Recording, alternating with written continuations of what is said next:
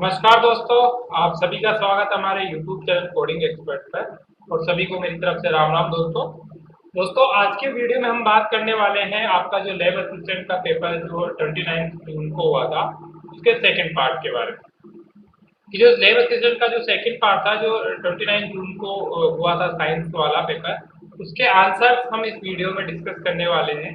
तो बेसिकली हम बात करेंगे कि जो 29 जून को जो पेपर हुआ था साइंस का सेकंड पार्ट उसकी आंसर की इसके बारे में क्वेश्चंस के आंसर्स के बारे में आज की वीडियो में हम डिस्कस करने वाले हैं दोस्तों। तो चलिए स्टार्ट करते हैं आज का वीडियो, आज के क्वेश्चंस के आंसर जो पेपर आपका भी ही 29 जून को कंप्लीट हुआ था। तो पहला क्वेश्चन है साइंस का जो ये पेपर है जो 29 को हुआ था उसका जो फर्स्ट क्वेश्चन है वो क्या कहता है। वह कह रहा है कि दो आवेशों के मध्य का मान 20 न्यूटन है।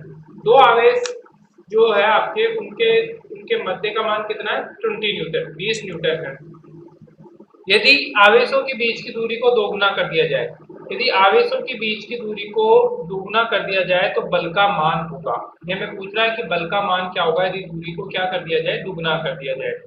मतलब ऑलरेडी जो दो आवेश है उनके मध्य 200 न्यूटन का बल लगा हुआ है। ये दो आवेश लेट सपोज आप मान लीजिए Q1 Q2, तो इन दोनों के मध्य क्या लगा हुआ है 200 न्यूटन का बल लगा हुआ है।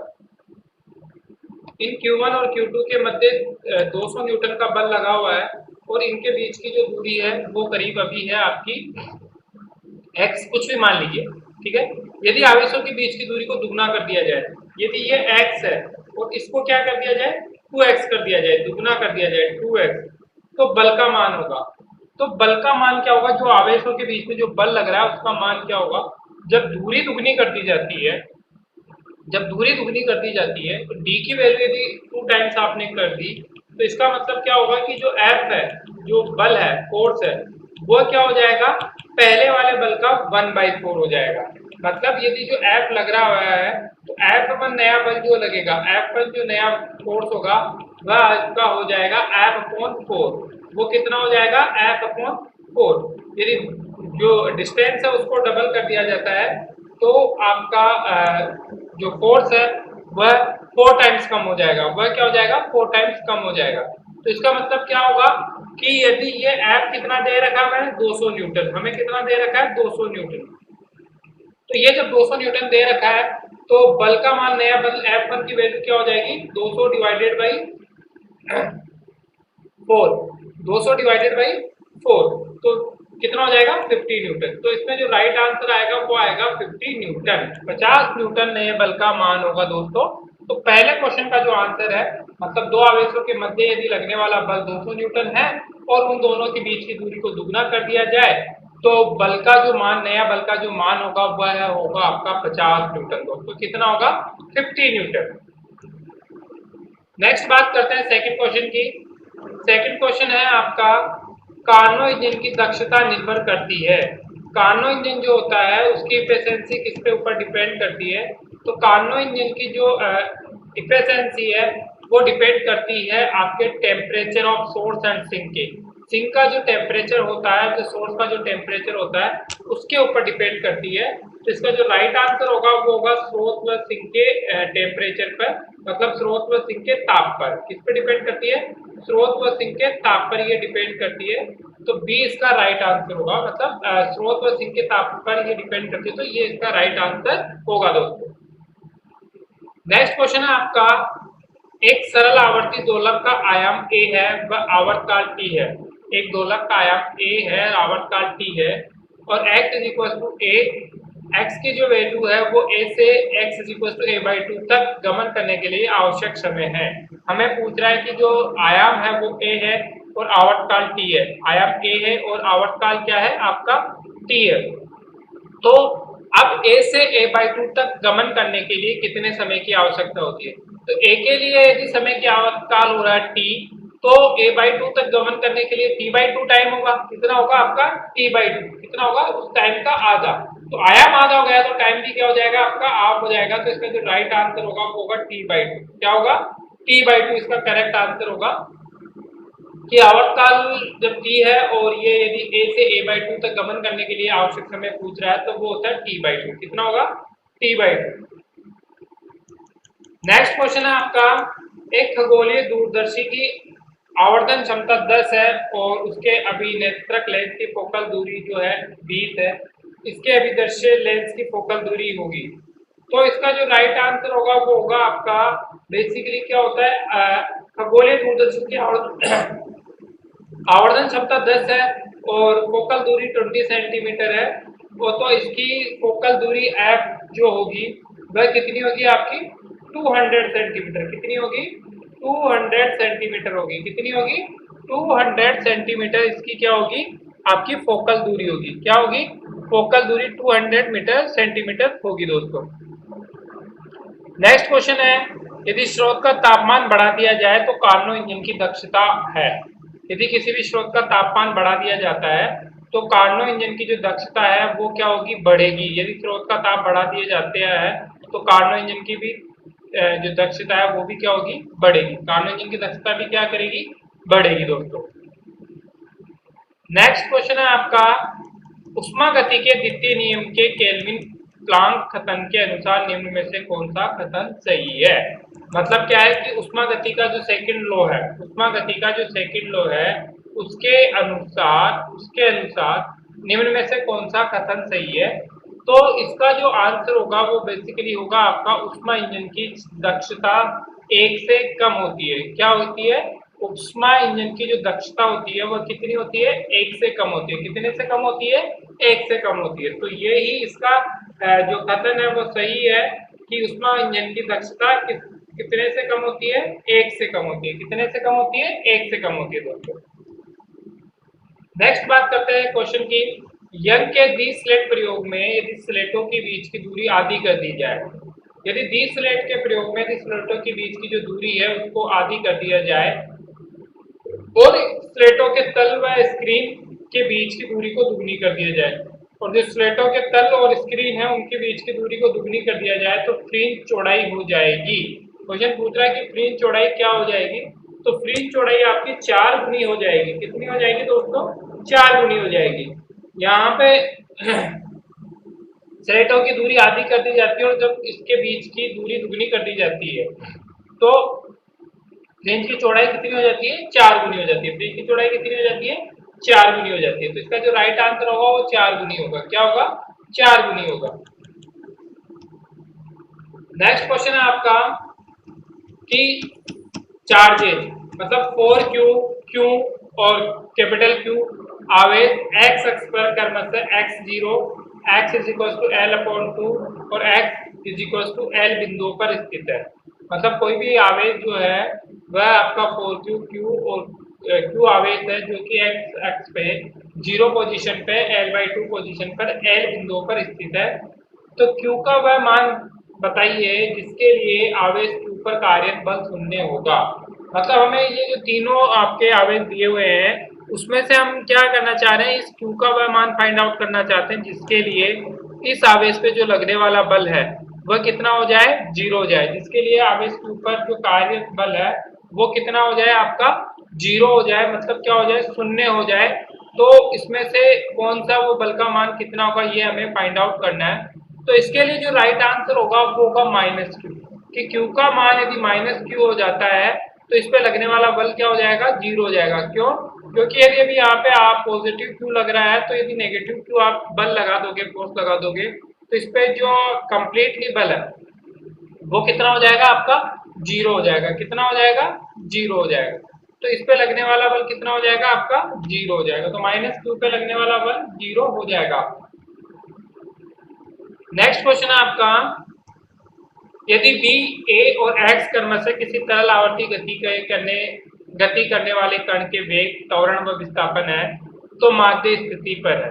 मतलब क्वेश्चन क्या है आपका, यदि कोई भी V है A है और X क्रमशः किसी तरल आवर्ती गति करने वाले कण के वेग है। तरल आवर्ती गति करने वाले क्या है कण के वेग है तो माध्य की स्थिति पर है। तो माध्य पे क्या होगा, माध्य की स्थिति पर क्या पोजीशन होगी। ऑप्शन है B और A अधिकतम और X शून्य, X और A अधिकतम और B शून्य, A और X A अधिकतम और X और B शून्य और B अधिकतम X और A शून्य। तो यहाँ पे जो राइट आंसर जो आएगा वह आपका होगा v तो क्या रहेगा, अधिकतम रहेगा, और x व a क्या रहेगा आपका, शून्य रहेगा। x और a क्या रहेगा आपका, शून्य रहेगा। तो यहाँ पे जो करेक्ट आंसर है वह पोजीशन क्या होगी कि जो v का मान है वो अधिकतम रहेगा और x और a का मान क्या हो जाएगा, शून्य हो जाएगा। नेक्स्ट क्वेश्चन है, भुजा ए वाले एक घन से विद्युत अभिभाव थीटा है, इसका मान क्या होगा यदि घन की भुजा 2a कर दिया जाए। घन की भुजा कितनी कर दी जाए, a से 2a कर दिया जाए और परिबद्ध आवेश को आधा कर दिया जाए। जो अभिभाव आदेश है उसको क्या कर दिया जाए, परिबद्ध आवेश को क्या कर दिया जाए, आधा कर दिया जाए। तो हमें क्या फाइंड आउट करना है, हमें भुजा का मान ज्ञात करना है। इसकी भुजा का मान क्या होगा ये हमें याद करना है। और यदि जो घन की भुजा वो कितनी है, ऑलरेडी a है, इसको डबल कर दिया जाए तो भुजा का मान क्या होगा ये हमसे पूछा जा रहा है। तो इस भुजा का जो मान है वो बेसिकली आपका हो जाएगा थीटा बाई 2।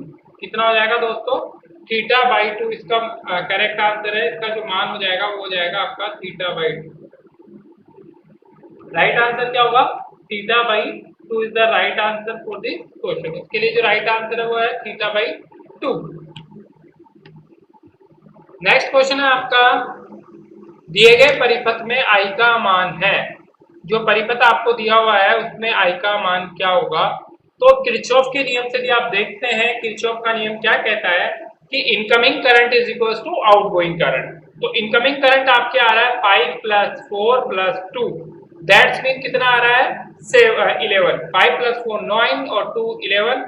11 में से 7 करंट यहाँ पे जा रहा है 7 एम्पियर का, तो बचेगा कितना, बचेगा आपका 4 एम्पियर। कितना बचेगा, 4 एम्पियर। 4 एम्पियर ये जा रहा है, आई की वैल्यू कितनी होगी इसमें 4 एम्पियर। आई की वैल्यू कितनी होगी 4 एम्पियर।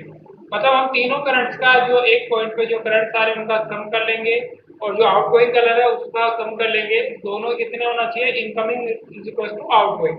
इनकमिंग करंट जो है वो 11 एम्पियर है, तो आउटगोइंग भी 11 एम्पियर होना चाहिए, जिसमें से 7 एम्पियर एक तरफ जा रहा है तो 4 एम्पियर दूसरी साइड जाएगा। तो राइट आंसर है ए 4 एम्पियर।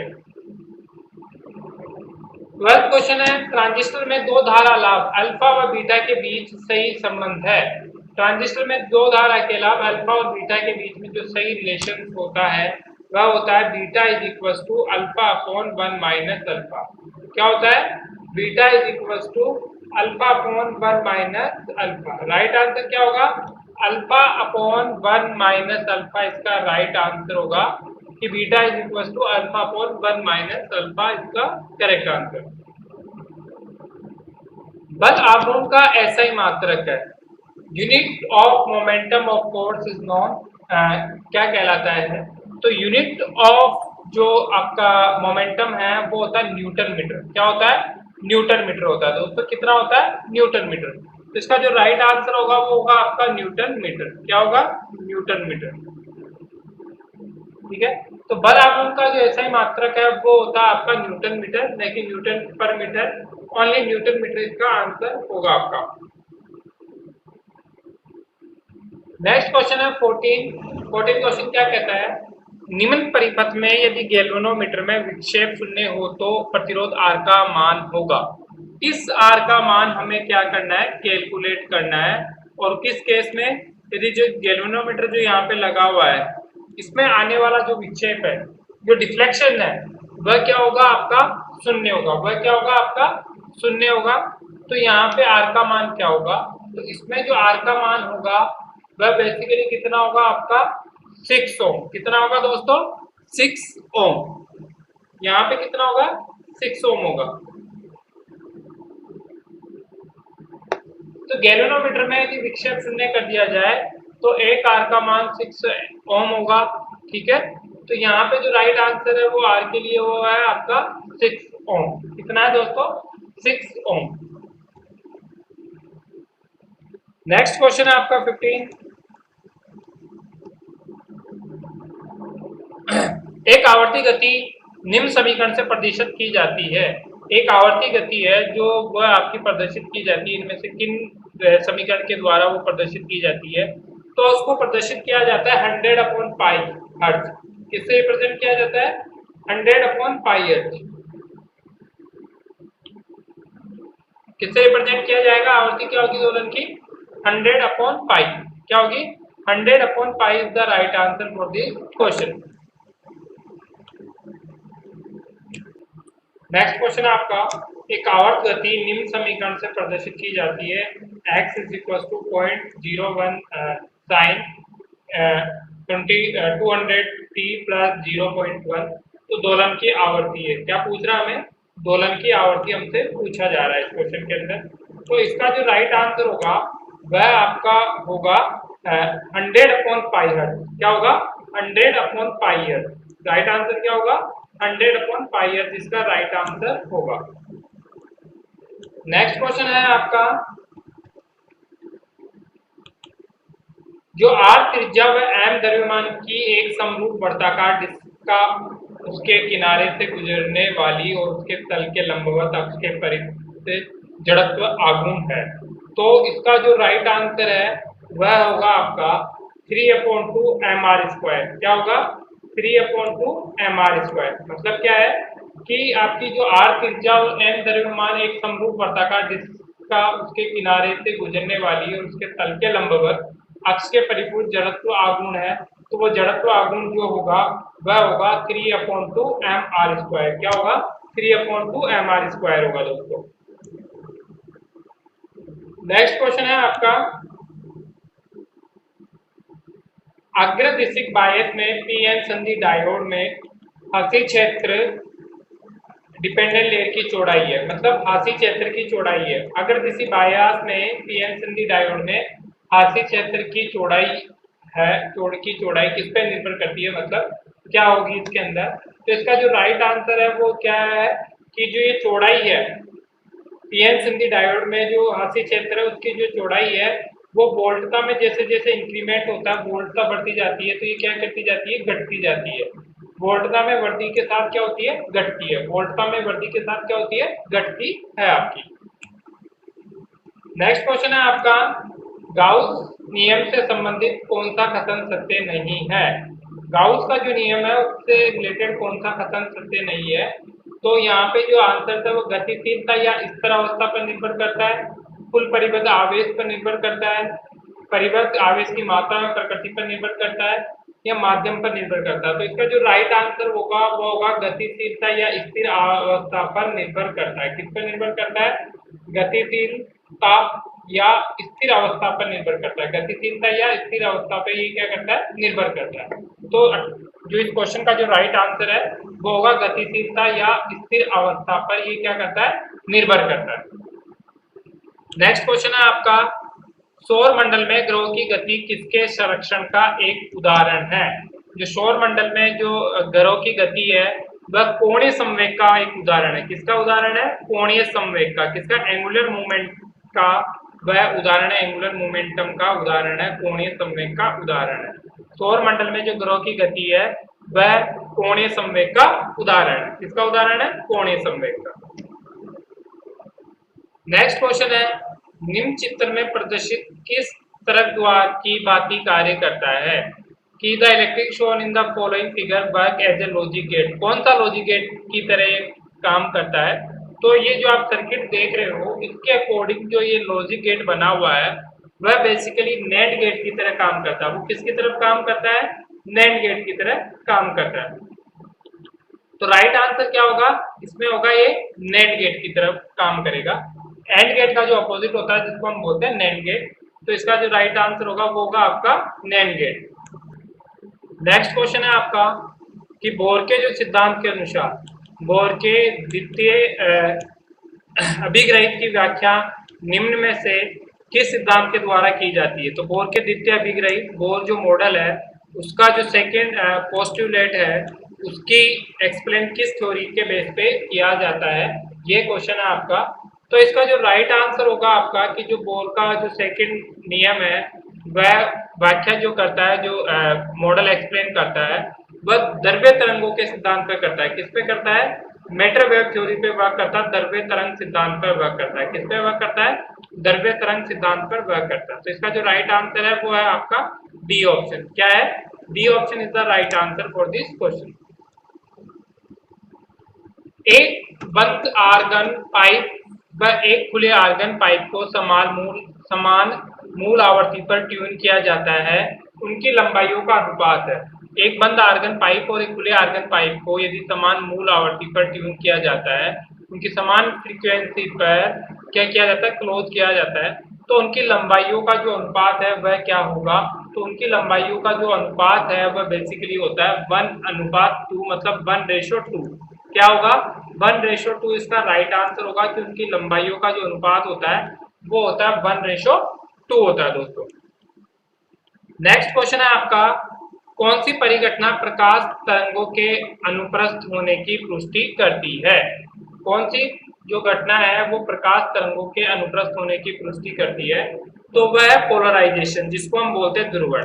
तो ध्रुवण जो प्रकाश की घटना है, ध्रुवण घटना प्रकाश के परिघटन करने की, अनुप्रस्थ होने की पुष्टि करती है। किसके अनुप्रस्थ होने की पुष्टि करती है? प्रकाश के अनुप्रस्थ होने की पुष्टि करती है। तो इसका जो राइट आंसर होगा वो होगा ध्रुवण। वो क्या होगा आपका? ध्रुवण इसका राइट आंसर होगा, पोलराइजेशन इसका राइट आंसर होगा। नेक्स्ट क्वेश्चन है, हाइड्रोजन परमाणु की बामर श्रेणी में सबसे लंबी तरंग दैर्ध्य के लिए प्रतिबंधित शर्त है। हाइड्रोजन परमाणु की बामर श्रेणी में सबसे लंबी तरंग दैर्ध्य के लिए प्रतिबंध जो शर्त है वो इसमें से कौन सी है, ये हमें बताना है। तो यहाँ पे जो इसके लिए जो हाइड्रोजन परमाणु की बामर श्रेणी के लिए जो सबसे लंबी तरंग दैर्ध्य के लिए जो शर्त है वह है कि Ni=3 और NF=2। Ni=3 और NF=2। ये इसका राइट आंसर है। ये इसका क्या है? Right answer. तो Ni=3 and NF=2 is the right answer for this question. Next question है, द्रव्यमान क्षति डेल्टा एम व बंधन ऊर्जा बीई बाइंडिंग एनर्जी में संबंध है।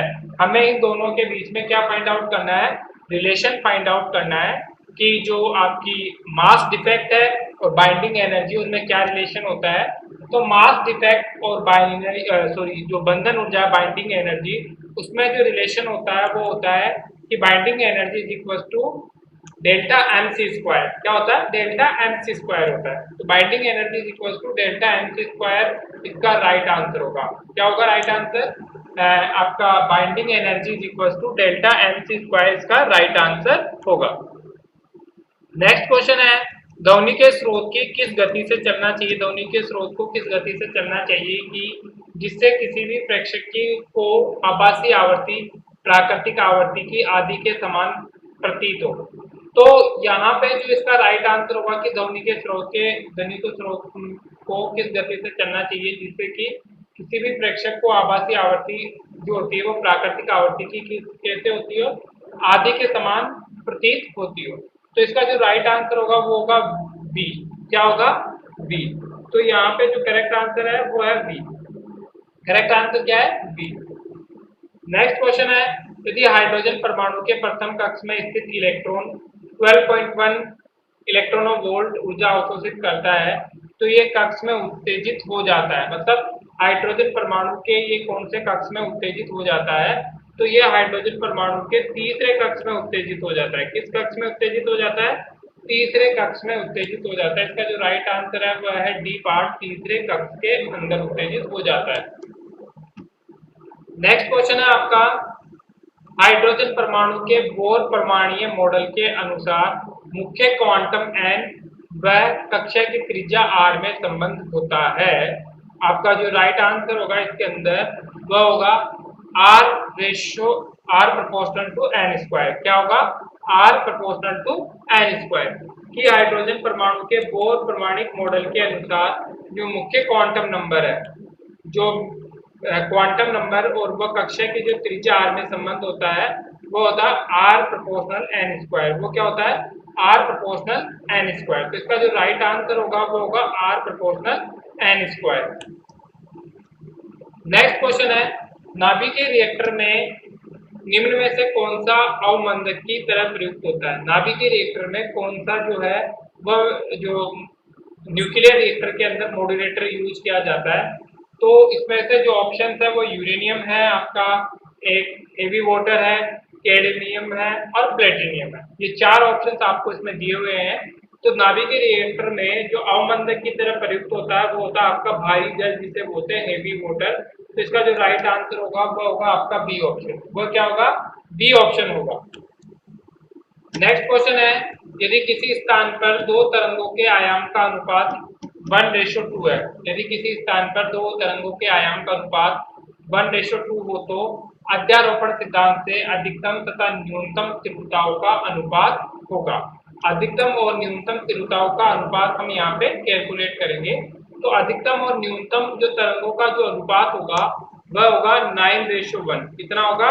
9:1 होगा यहाँ पे।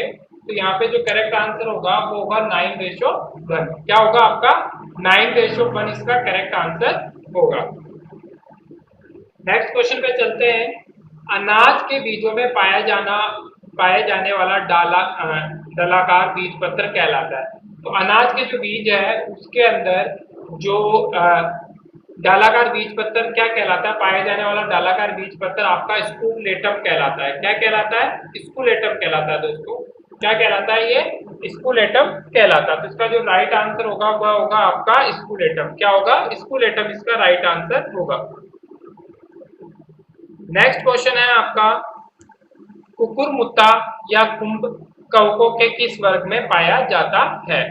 तो कुकुरमुत्ता और कुंभ कवकों के बेसिडियोमाइसिटीज में पाया जाता है। किस वर्ग में पाया जाता है? बेसिडियोमाइसिटीज वर्ग में पाया जाता है। बेसिडियोमाइसिटीज में ये पाया जाता है। किसमें पाया जाता है? बेसिडियोमाइसिटीज में ये पाया जाता है। जिसने द्विनिषेचन व त्रिसंलेन किस पादप वर्ग की विशेषता है?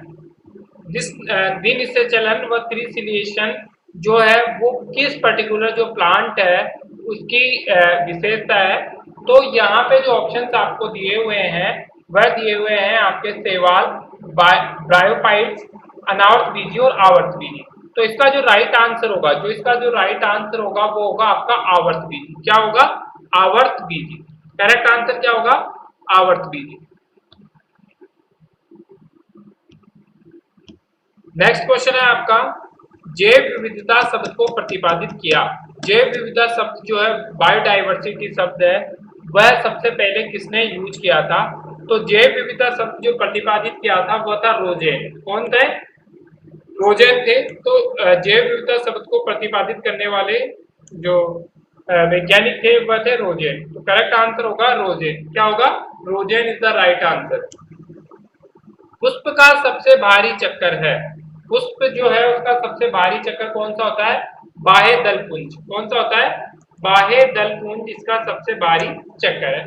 तो करेक्ट आंसर है बाह्य दलपुंज। नेक्स्ट क्वेश्चन है, क्यूटिकल किस में नहीं पाई जाती है? आपकी जो क्यूटिकल है वो किस में एब्सेंट रहती है ये हमें फाइंड आउट करना है। तो जो क्यूटिकल है वह रूट में नहीं पाई जाती। आपकी जो क्यूटिकल है वो लीफ में भी पाई जाती है, फल में भी मतलब फ्रूट में भी पाई जाती है, स्टीम में भी पाई जाती है, पर जो रूट होती है, जो मूल होता है उसमें वह नहीं पाई जाती है। तो इसका जो राइट आंसर होगा वो होगा आपका मूल की जो क्यूटिकल है वह आपकी मूल में नहीं पाई जाती है। नेक्स्ट क्वेश्चन है, निम्नलिखित में से कौन सा मूल रूपांतरण शोषण में सहायक है?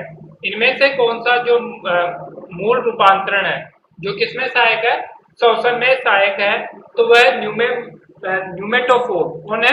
न्यूमेटोफोर इसमें राइट आंसर होगा कि जो मूल रूपांतरण शोषण में जो सहायक है वह न्यूमेटोफोर। क्या है?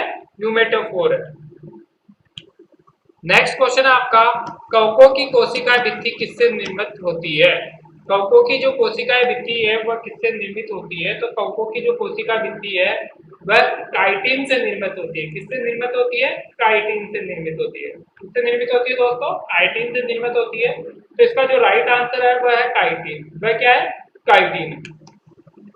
नेक्स्ट क्वेश्चन है, शोषण में ग्लूकोज का पायरुविक अमल में विघटन कहलाता है। शोषण में जो ग्लूकोज का पायरुविक अमल में विघटन क्या कहलाता है ये हमें पूछा गया है।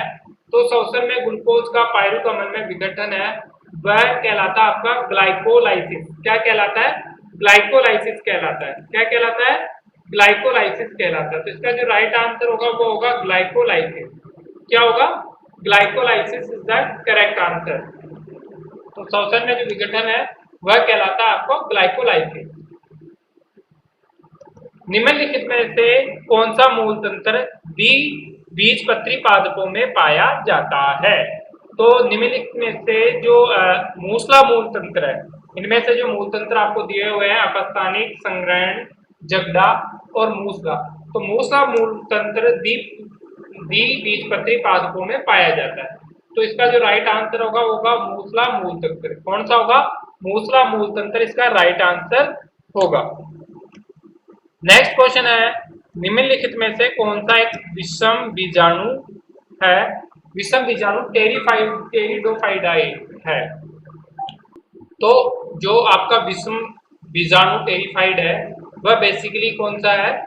साइलोटम है। कौन सा है? साइलोटम है। तो इसका जो करेक्ट आंसर होगा वह होगा आपका एक सेकंड, क्वेश्चन क्या है? निम्नलिखित में से कौन सा एक विषम बीजाणु टेरिफोडाइट है? हमें फाइंड आउट करना है टेरिफोडाइट कौन सा बीजाणु है इसके अंदर। टेरिफाइडाइट जो है उसके अंदर सिलेजिनोना आपका क्या है? टेरिफोडाइट विषम बीजाणु है। तो इसका जो राइट आंसर होगा वह होगा आपका ये सिलेजिनोनेमा is the right answer for this question. Next question है आपका, जब एक अणु दूसरे अणुओं से स्वतंत्र गति करते हुए झिल्लिका को पार करता है तो उस विधि को क्या कहते हैं? तो जब ये पार करता है तो उस विधि को यूनिपोर्ट कहते हैं। क्या कहते हैं? यूनिपोर्ट। यूनिपोर्ट उस विधि को कहते हैं कि जब एक अणु दूसरे अणु से स्वतंत्रता गति करते हुए झिल्लिका को पार करता है तो उस विधि को यूनिपोर्ट कहा जाता है। उस विधि को क्या कहा जाता है दोस्तों? यूनिपोर्ट कहा जाता है। नेक्स्ट क्वेश्चन है आपका, बीजावरण की भीतरी सतह को क्या कहते हैं? बीजावरण की जो भीतरी सतह है, उसको टेगमेन कहते हैं। उसको क्या कहते हैं? टेगमेन कहते हैं। तो इसका जो राइट आंसर है वो है टेगमेन। क्या है राइट आंसर? टेगमेन। इसको क्या कहते हैं? टेगमेन कहते हैं। नेक्स्ट क्वेश्चन है, निम्नलिखित में से कौन सा एक वैध पोषक नहीं है? इनमें से कौन सा एक वैध पोषक नहीं है? तो वह है लोहा। आयरन एक वैध पोषक नहीं है। इज नॉट आपका मैक्रोटीनियस, दैट इज लोहा। कौन है? लोहा आपका वैध पोषक नहीं है। तो राइट आंसर है आयरन। राइट आंसर क्या है? आयरन। नेक्स्ट क्वेश्चन है, वह मेरी स्टेम जो स्थायी उत्तकों के बीच होता है, उसे हम क्या कहते हैं? पार्श्वीय कहते हैं, द्वितीयक कहते हैं, अंतर्वेशी कहते हैं, शीर्षस्थ कहते हैं। तो इसका जो राइट आंसर होगा वह होगा अंतर्वेशी। क्या होगा? अंतर्वेशी is the right answer for this question. कि जो विभेजोत्तक है जो स्थायी उत्तकों के बीच में होता है उसको हम अंतर्वेशी कहते हैं। क्या कहते हैं? अंतर्वेशी कहते हैं। नेक्स्ट क्वेश्चन है आपका, प्राकृतिक वर्ण सिद्धांत किसने प्रतिपादित किया था? तो प्राकृतिक वर्ण सिद्धांत है वो चार्ल्स डार्विन ने प्रतिपादित किया था। किसने प्रतिपादित किया था? चार्ल्स डार्विन ने प्रतिपादित किया था। कि प्राकृतिक चरण का सिद्धांत चार्ल्स डार्विन ने प्रतिपादित किया था। नेक्स्ट क्वेश्चन है, कार्डेटा एंड नॉन कार्डेटा के बीच की योजक कड़ी है। तो कार्डेटा और नॉन कार्डेटा की जो बीच की योजक कड़ी है उसको क्या कहते हैं? ऑप्शन है आपके बेलेनोगलेसोस, टेकीग्लोसोस, पेरिपेट्स और नियोपेलाई। तो इनमें से उसमें कौन सा ये कहते हैं? तो जो कोटेडा और नॉन कोटेडा के बीच की जो कड़ी है उसको हम कहते हैं बेलेनोग्लोसेस। क्या कहते हैं? बेलेनोग्लोसस कहते हैं उसको। क्या कहते हैं? बेलेनोग्लेसस लोसस कहते हैं उसको। नेक्स्ट क्वेश्चन है आपका,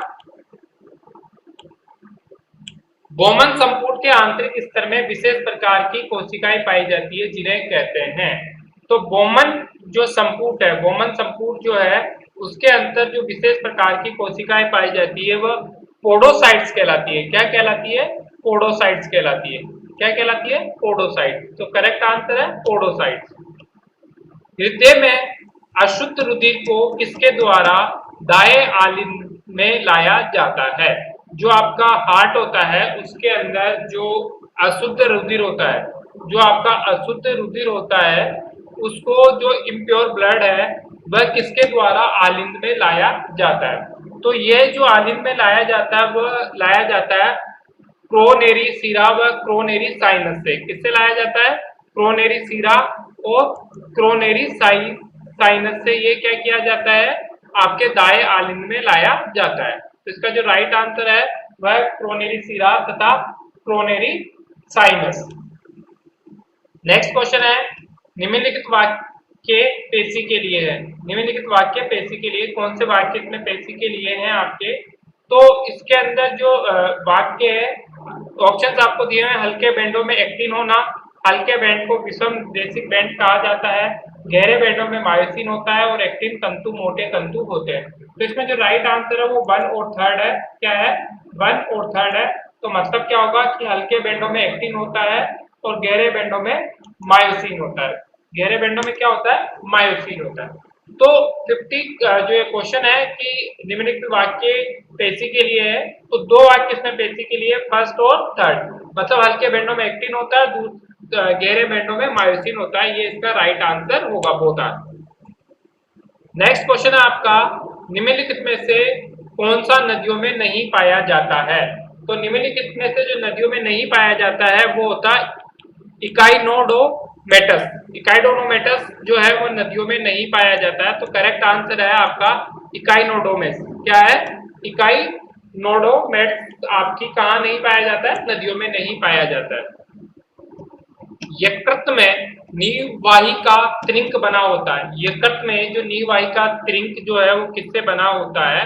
तो यकृत में नीवाहिका त्रिंक जो बना होता है वो यकृत धमनी, यकृत निहायिका सिरा वो पित्तवाहिनी की शाखाओं से निर्मित होता है। किससे निर्मित होता है? यकृत धमनी, यकृत निवाहिका सिरा वो पित्तवाहिनी शाखाओं से निर्मित होता है। तो करेक्ट आंसर होगा यकृत धमनी, यकृत निवाहिका सिरा व पित्तवाहिनी शाखाओं से ये निर्मित होता है। नेक्स्ट क्वेश्चन है, मोटे तंतुओं का केंद्रीय भाग जो पतले तंतुओं से अतिच्छादित नहीं होता है कहलाता है। तो मोटे तंतुओं का जो केंद्रीय भाग है जो पतले तंतुओं से अतिच्छादित नहीं होता है वह आपका एच क्षेत्र कहलाता है। क्या कहलाता है? एच क्षेत्र कहलाता है। तो इसका जो करेक्ट आंसर होगा वो होगा आपका एच क्षेत्र। क्या होगा? एच क्षेत्र इसका करेक्ट आंसर होगा। नेक्स्ट क्वेश्चन है आपका कि रोग जिसमें सोडियम व पोटेशियम का संतुलन बिगड़ जाता है। कौन से रोग में सोडियम व पोटेशियम का संतुलन बिगड़ जाता है तथा ये एंड्रोस्टेरोन की अधिकता से उत्पन्न होता है? तो वह रोग कौन सा है? हमें फाइंड आउट करना है कि वह रोग कौन सा है जिसकी वजह से एंड्रोस्टेरोन की अधिकता उत्पन्न होती है। तो वो होता है कांस रोग। कौन सा होता है? कांस डिजीज की वजह से आपके एंड्रोस्टेरोन की अधिकता उत्पन्न होती है। एंड्रोस्टेरोन की अधिकता किसकी वजह से होती है? कांस रोग की वजह से होती है। अलवणीय जल में पाए जाने वाली खाने योग्य मछलियों का उदाहरण है। नेक्स्ट क्वेश्चन है आपका कि अलवणीय जो जल है उसमें जो खाने वाली योग्य मछलियों के उदाहरण है वह कौन से हैं? तो इसका जो राइट आंसर होगा वह होगा आपका कॉमन कॉर्प व कतला और रोहू। ये दोनों इसके अंदर अवर्णीय जल में पाई जाने वाली योग्य मछलियां के उदाहरण है। कौन कौन सी? कॉमन कॉर्प व कतला, रोहू। तो इसका मतलब इसमें जो राइट आंसर आ रहा है वो 1 और 2। क्या आएगा? 1 और 2 इसका क्या है? राइट आंसर है। 1 और 2 इसका क्या है? राइट आंसर है। नेक्स्ट क्वेश्चन है आपका, हथौड़े के आकार की कर्ण अस्थिका है। हथौड़े के आकार की जो कर्ण अस्थिका है वह है मेलियस। कौन सी है? मेलियस। तो इसका जो करेक्ट आंसर होगा कि हथौड़े के आकार की जो कर्ण अस्थिका है वो मेलियस है। वो कौन सी है?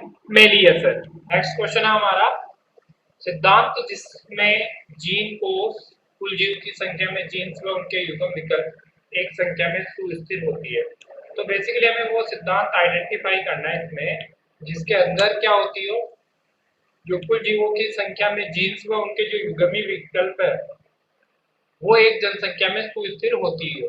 ये किसके द्वारा दिया गया? मतलब ये सिद्धांत किसके द्वारा दिया गया? इसमें ऑप्शन दे रखे हैं, थॉमस मोल्थस, द लेमार्क द्वारा, सिविल राइट द्वारा, होडी वेनबर्ग द्वारा। तो जो इसका करेक्ट आंसर है वह है होडी वेनबर्ग द्वारा। कि ये जो सिद्धांत दिया गया था वो किसके द्वारा दिया गया था? होडी वेनबर्ग द्वारा दिया गया था ये वाला सिद्धांत।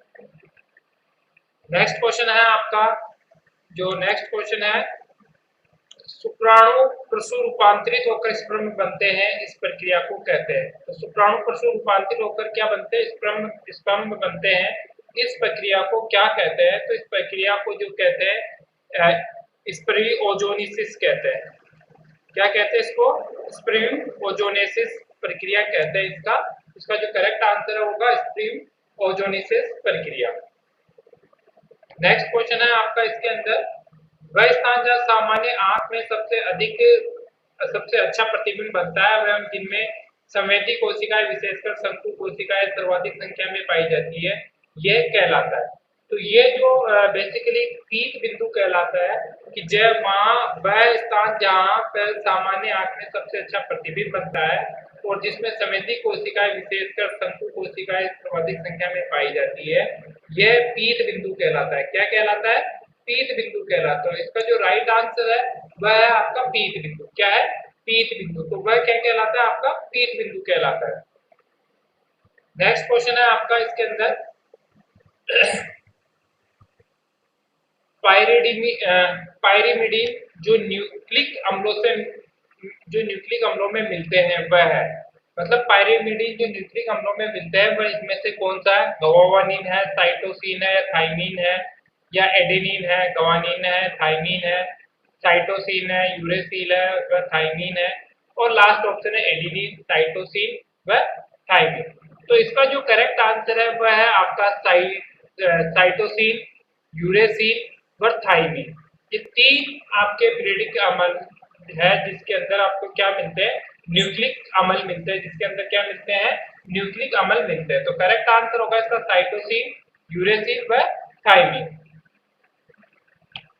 नेक्स्ट क्वेश्चन है, बॉयल का नियम इस रूप में व्यक्त किया जा सकता है। जो बॉयल का नियम है वह किस रूप में निरूपित किया जा सकता है?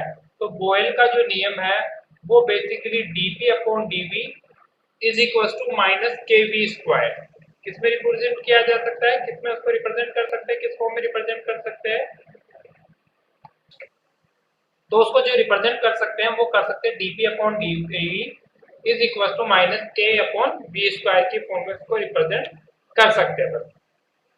नेक्स्ट क्वेश्चन है आपका कि जो formation of anaemia, formation of ammonia from nitrogen, nitrogen से जो अमोनिया बनने का फॉर्मेशन है उसके अंदर हाइड्रोजन जो है इज कंप्लीट,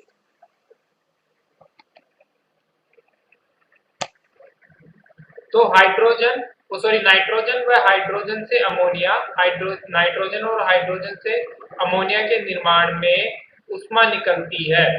तो उष्मा निकलती है तो मतलब क्या होता है? तो ताप का बढ़ना क्या कराता है उसमें?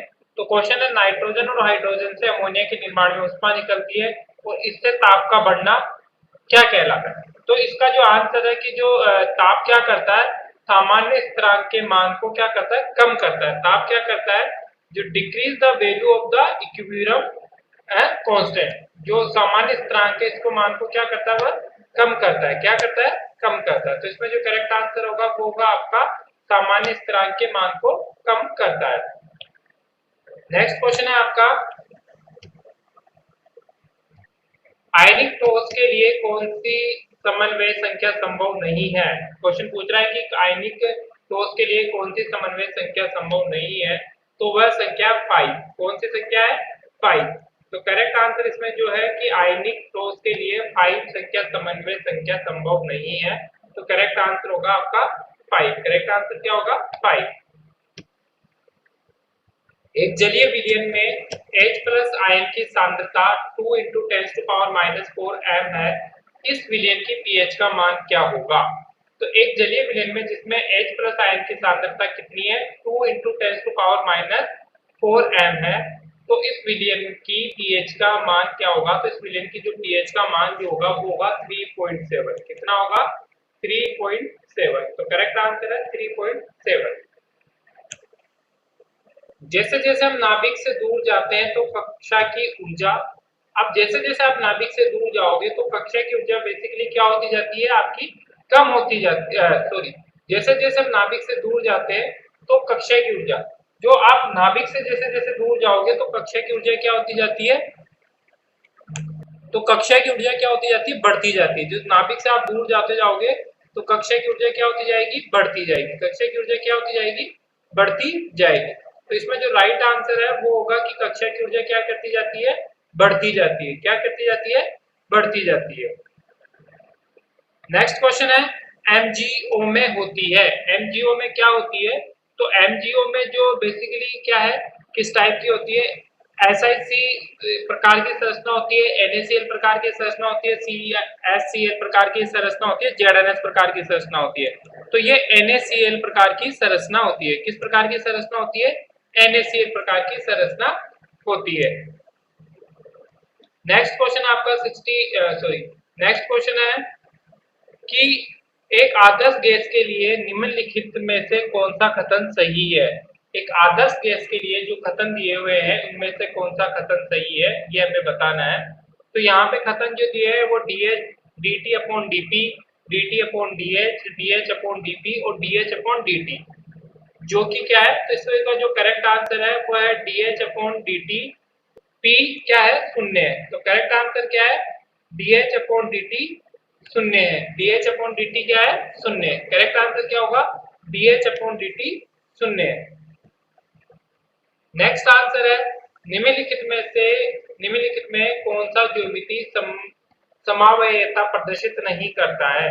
कौन सा ज्यामितीय समावयता प्रदर्शित नहीं करता है, ये हमारा क्वेश्चन है। तो इसके अंदर जो ज्यामितीय समावयता प्रदर्शित नहीं करता है वह होता है वन हेक्सिन। कौन है, वन हेक्सिन।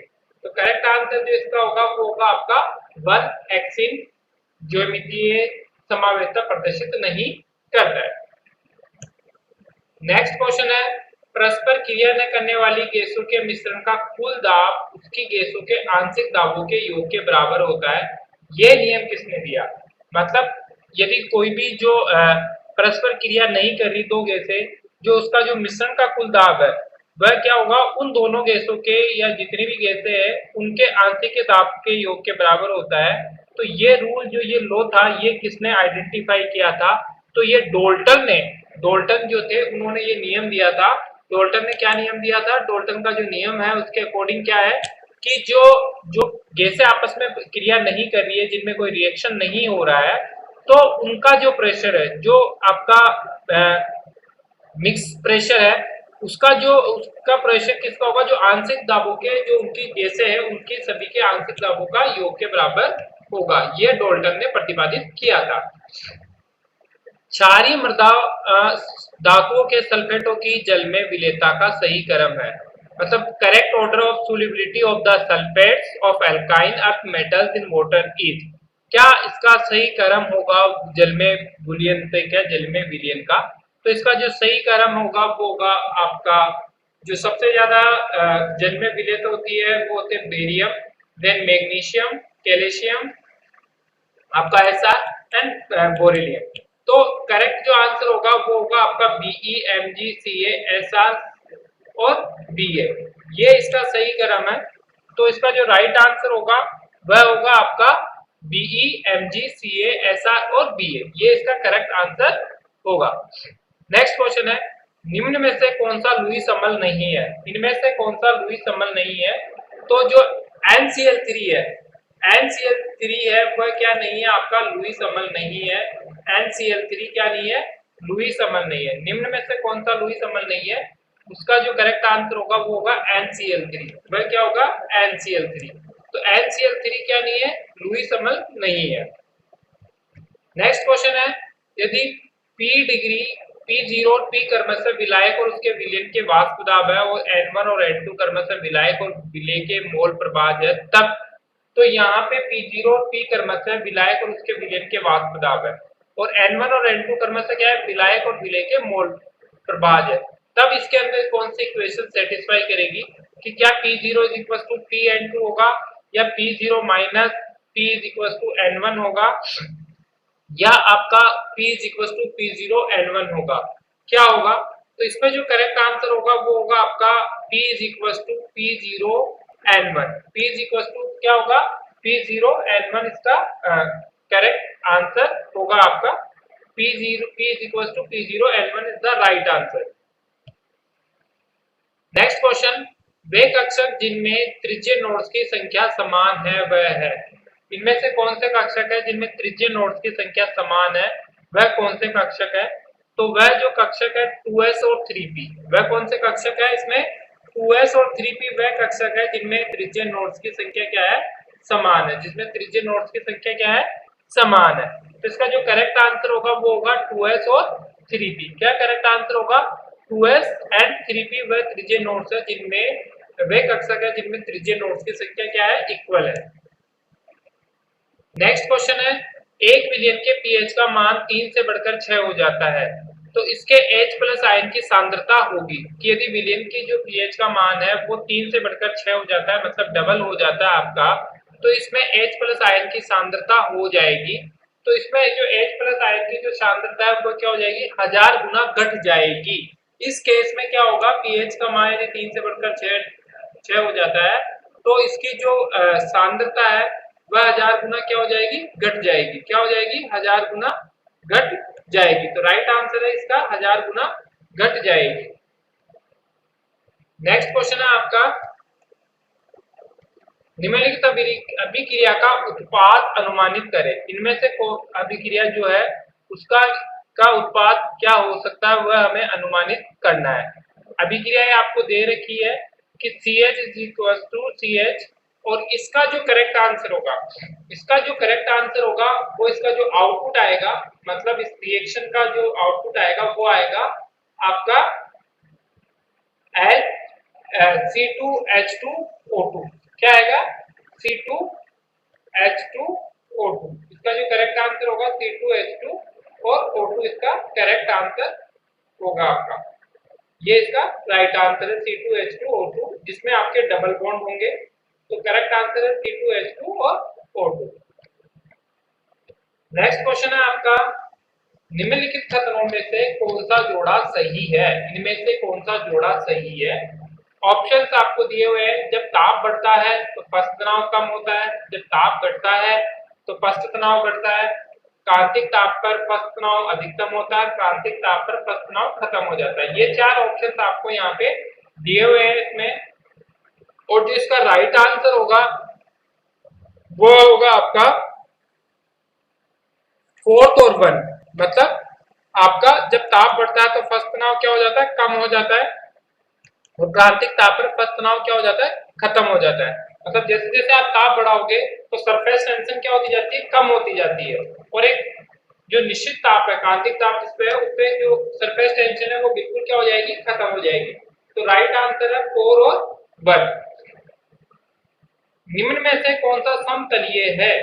78 क्वेश्चन है, सॉरी, निम्न में से कौन सा समतलीय है? तो यहाँ पे जो समतलीय है वो है XeF4। क्या है? XeF4 समतलीय है। तो समतलीय प्लानर जो है वो है XeF4। राइट आंसर है XeF4। मूव करते हैं नेक्स्ट क्वेश्चन की। इनमें से SS बंद नहीं है। हमें वो ऑप्शंस बताने हैं जिनमें क्या नहीं है? SS बंद नहीं है। तो SS बंद जो नहीं है वह होगा आपका H2O7 2 माइनस। H2O7 2 माइनस में SS बंद नहीं है। तो इसका जो करेक्ट आंसर होगा वह होगा आपका H2O7 माइनस 2। ये इसका करेक्ट आंसर होगा। नेक्स्ट क्वेश्चन है, सरलतम एल्काइन ज्ञात कीजिए। Identify the simplest alkyne. सरलतम एल्काइन क्या है? तो सरलतम जो एल्काइन है वो है मीथेन। क्या है? मीथेन। तो करेक्ट आंसर है मीथेन। सरलतम एल्काइन क्या है? मीथेन है। राइट आंसर है मीथेन। निम्न में से कौन सा यौगिक अकार्बनिक बेंजीन कहलाता है? क्वेश्चन है कि निम्न में से कौन सा यौगिक अकार्बनिक बेंजीन कहलाता है? वह है बोरोजीन। कौन सा यौगिक है? बोरोजीन। तो बोरोजीन जो है वो बेसिकली अकार्बनिक बेंजीन कहलाता है। करेक्ट आंसर क्या होगा? बोरोजीन। नेक्स्ट क्वेश्चन है, निम्नलिखित गैसों में से किसकी विसरण की दर सबसे अधिक है? जो डिफ्यूजन रेट है वह किस गैस की सबसे ज्यादा है? तो जो डिफ्यूजन रेट सबसे ज्यादा है वो NH3 की है। अमोनिया की डिफ्यूजन रेट सबसे ज्यादा है। अमोनिया का जो डिफ्यूजन होता है इन सब गैसों में सबसे ज्यादा होता है। तो राइट आंसर है NH3। राइट आंसर क्या होगा? NH3। निम्न में से कौन सा बफर विलेन के रूप में कार्य नहीं करता है? हमें बताना है कि इनमें से कौन सा जो है वो बफर विलेन के रूप में कार्य नहीं करता है। तो बफर विलेन के रूप में जो कार्य नहीं करता है वह है आपका HCl और NH4Cl। कौन है? HCl और NH4Cl जो है वो बेसिकली बफर विलेन के रूप में कार्य नहीं करता है। तो राइट आंसर है आपका HCl और NH4Cl। HCl और NH4Cl is the right answer. अब बात करते हैं नेक्स्ट क्वेश्चन की। तो नेक्स्ट क्वेश्चन है, यदि टी साबुन के विलयन का फर्स्ट यदि टी साबुन के विलयन का फर्स्ट तनाव है तो साबुन के बुलबुले का व्यास डी से 2D करने में किए गए कार्य की गणना कीजिए। हमें क्या करना है कि जो विलयन का फर्स्ट तनाव टी है और उसका व्यास डी से 2D करने पर, व्यास को क्या करना है डी से 2D करने पर कार्य की गणना करेंगे। तो ये जो कार्य होगा वो होगा 6 पाई डी स्क्वायर टी। कितना होगा? 6 pi D square T. Correct answer होगा 6 pi D square T. Correct answer है 6 पाई डी स्क्वायर टी। द्रव का वाष्प दाब निर्भर करता है। द्रव का जो वाष्प दाब है वह निर्भर करता है ताप पर, लेकिन आयतन पर नहीं। ताप पर और आयतन दोनों पर नहीं, ताप और नहीं आयतन पर, आयतन पर लेकिन ताप पर नहीं। तो द्रव का जो वाष्प दाब है वह निर्भर करता है ताप पर लेकिन आयतन पर नहीं। उसका जो वाष्प दाब है वो ताप पर तो निर्भर करता है बट आयतन पर निर्भर नहीं करता है। किस पर निर्भर नहीं करता है? आयतन पर निर्भर नहीं करता है। नेक्स्ट क्वेश्चन है, अभिक्रिया जो दी हुई है आपको ये, उसके लिए केसी की इकाई है। उसके लिए किसकी इकाई फाइंड आउट करना है? हमें केसी की इकाई हमें फाइंड आउट करना है।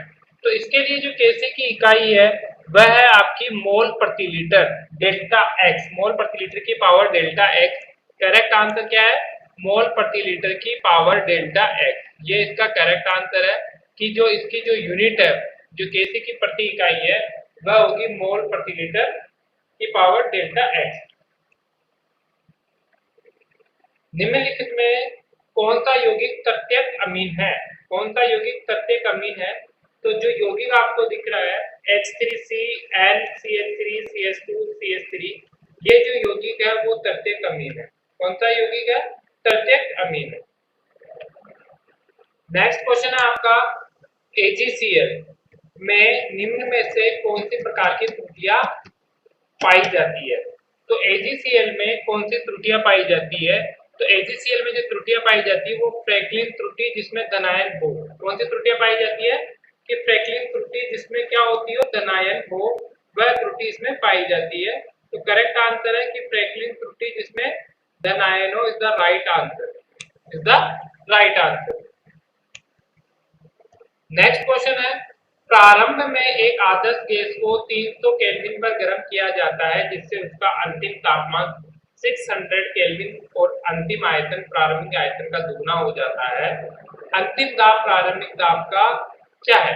तो यहाँ पे जो राइट आंसर होगा वह क्या है कि प्रारंभ में जब एक आदर्श गैस को 300 केल्विन पर गर्म किया जाता है जिससे उसका अंतिम आयतन आयतन अंतिम तापमान कितना हो जाता है? डबल हो जाता है, 600 केल्विन हो जाता है और अंतिम आयतन प्रारंभिक आयतन का दुगना हो जाता है। तो अंतिम दाब प्रारंभिक दाब के क्या हो जाता है? समान हो जाता है। इसमें क्या आएगा? जो अंतिम दाब है वह प्रारंभिक दाब के क्या हो जाता है? समान हो जाता है। अंतिम दाब किसके समान हो जाता है? प्रारंभिक दाब के समान हो जाता है। नेक्स्ट क्वेश्चन है, निम्नलिखित में से कौन सा तथ्य मेसोसमावयवी को व्यक्त करता है? मेसोसमावयवी को कौन व्यक्त करता है ये हमें इसमें आइडेंटिफाई करना है। तो मेसोसमावयवी को जो व्यक्त करता है वह होते हैं आपके एकल यौगिक। वह क्या होते हैं? आपके एकल यौगिक होते हैं। क्या होते हैं? एकल यौगिक होते हैं। तो इसमें जो करेक्ट आंसर होगा वह होगा वे एकल यौगिक होते हैं। ये क्या होते हैं? आपके एकल यौगिक होते हैं। नेक्स्ट क्वेश्चन है, निम्न में से कौन सा आहार श्रृंखला का निर्माण करते हैं? इनमें से कौन सा आहार श्रृंखला का निर्माण करते हैं? तो ऑप्शंस आपको दिए हुए हैं इसमें। तो बांस हाथी किरण हिरण, मछली बकरी से, फल बीज फूल और घास बकरी मानव। तो आहार श्रृंखला जो निर्माण करती है वो क्या होगी? घास, बकरी घास को खाएगी, ठीक है, और बकरी को कौन खाएगा? मानव खाएगा। तो इस तरीके से ये आहार श्रृंखला यहाँ पे बन रही है। तो इसका जो राइट आंसर है वो घास, बकरी और मानव। नीचे दी गई सूची में ग्रंथियों द्वारा स्त्रावित पदार्थों के नाम पदार्थों के जो नाम दिए हैं वह है इंसुलिन, ग्लूकाइन, केंटोटोलिन, कामोमोम, पर्सिना। तो इसमें उपरोक्त में से 22 ध्रुवीय ग्रंथि से स्त्रावित पदार्थ है। जो 22 ध्रुवीय ग्रंथि है उससे जो स्त्रावित पदार्थ कितने हैं? तो 22 उपरोक्त में से 22 ग्रंथि से जो स्त्रावित पदार्थ है वह है 4। वो कितने हैं? 4।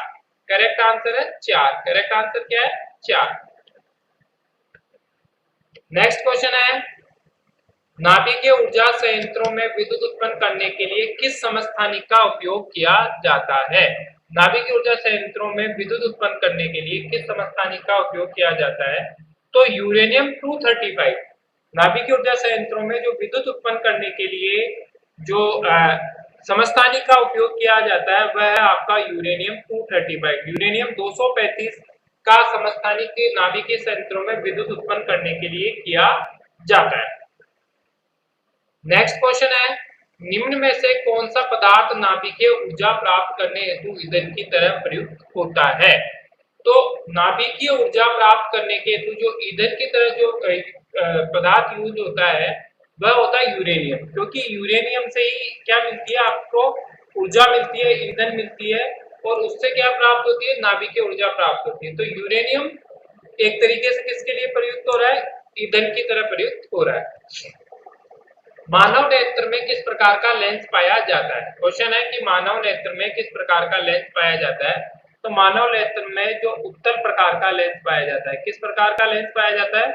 उत्तल प्रकार का लेंस पाया जाता है। मानव नेत्र में क्या पाया जाता है? उत्तल प्रकार का लेंस पाया जाता है। लोहे से बनी वस्तु पर जंग लगना कहलाता है। लोहे से बनी जो वस्तु है उस पर जंग लगना क्या कहलाता है? तो लोहे से बनी जो वस्तु है उस पर जंग लगना बेसिकली एक रासायनिक परिवर्तन है। जो क्या है? संरक्षण और एक रासायनिक परिवर्तन है। क्या है? कोरिजन और एक रासायनिक परिवर्तन है। जो इसका राइट आंसर है वो क्या होगा? संरक्षण और आपका एक रासायनिक परिवर्तन है ये। नेक्स्ट क्वेश्चन है आपका, वह कौन सी अंतःस्रावी ग्रंथि है जो एच के आकार की होती है तथा गिरवा के समीप उपस्थित होती है? वह कौन सी अंतःस्रावी ग्रंथि है जो एच के आकार की होती है तथा गिरवा के समीप उपस्थित होती है? ऑप्शन है अधिवर्त ग्रंथि, पिनेरियल ग्रंथि, थायराइड ग्रंथि और पीयूष ग्रंथि। तो इसका जो राइट आंसर है वो है थायराइड ग्रंथि। वह क्या है? थायराइड ग्रंथि। क्या है? थायराइड ग्रंथि। तो वह अंतःस्रावित ग्रंथि जो है इस प्रकार के आकार की होती है वो होती है आपकी थायराइड ग्रंथि। वह क्या होती है? थायराइड ग्रंथि होती है। पोन्स व मेड्यूला किसके भाग है? पोन्स व मेड्यूला जो है वो बेसिकली आपके किसके भाग है? मस्तिष्क के भाग है। किसके भाग है दोस्तों? मस्तिष्क के भाग है, ब्रेन के भाग है। तो पोन्स व मेड्यूला मस्तिष्क के भाग है। किसके भाग है? मस्तिष्क के भाग है। प्रकाशिक तंतु निम्न सिद्धांत पर कार्य करता है। प्रकाशिक तंतु किस सिद्धांत पर कार्य करता है? तो प्रकाशिक तंतु है वह बेसिकली पूर्ण आंतरिक परावर्तन सिद्धांत पर कार्य करता है। किस पर कार्य करता है? पूर्ण आंतरिक परावर्तन पर सिद्धांत पर कार्य करता है। प्रकाशिक तंतु पूर्ण आंतरिक परावर्तन के सिद्धांत पर कार्य करता है। निम्नलिखित में से कौन सा ऑक्सीजन, फ्लोरीन तथा नाइट्रोजन तत्व की परमाणु त्रिज्याओं का सही क्रम है? इनमें से कौन सा ऑक्सीजन, फ्लोरीन तथा नाइट्रोजन तत्वों की परमाणु त्रिज्याओं का सही क्रम है? ऑप्शन है आपको ऑक्सीजन, नाइट्रोजन और beryllium. Fluorine, fluorine, oxygen, nitrogen, oxygen, fluorine, nitrogen और नाइट्रोजन, फ्लोरीन और ऑक्सीजन। तो आपको बेसिकली क्या करना है इसमें बताना है कि कौन सा ऑक्सीजन, फ्लोरीन तथा नाइट्रोजन तत्वों की परमाणु की त्रिज्याओं का सही क्रम है। तो इसका जो सही क्रम है वह फ्लोरीन सबसे ज्यादा, फिर सबसे कम फ्लोरीन, फिर ऑक्सीजन और फिर नाइट्रोजन। तो सही क्रम होगा फ्लोरीन, ऑक्सीजन एंड नाइट्रोजन। सही क्रम क्या होगा? Fluorine, oxygen and nitrogen. क्या आंसर है? Fluorine, oxygen and nitrogen is the right answer. तो दोस्तों ये बेसिकली आपकी जो 29 को जो पेपर हुआ था आपका उसके सेकंड पार्ट की है, साइंस वाले पार्ट की है। तो इसी तरीके से आप और भी आपकी जो भी नए नए पेपर्स होते रहेंगे उनके आंसर्स की आपके लिए लाते रहेंगे। तो इसी की वजह से मैं आपसे एक बार और रिक्वेस्ट करता हूँ कि यदि अभी तक आपने हमारे चैनल को सब्सक्राइब नहीं किया है तो प्लीज हमारे चैनल को सब्सक्राइब कीजिए, हमारे वीडियोस को लाइक कीजिए, शेयर कीजिए और कमेंट कीजिए। धन्यवाद दोस्तों, राम राम साहब।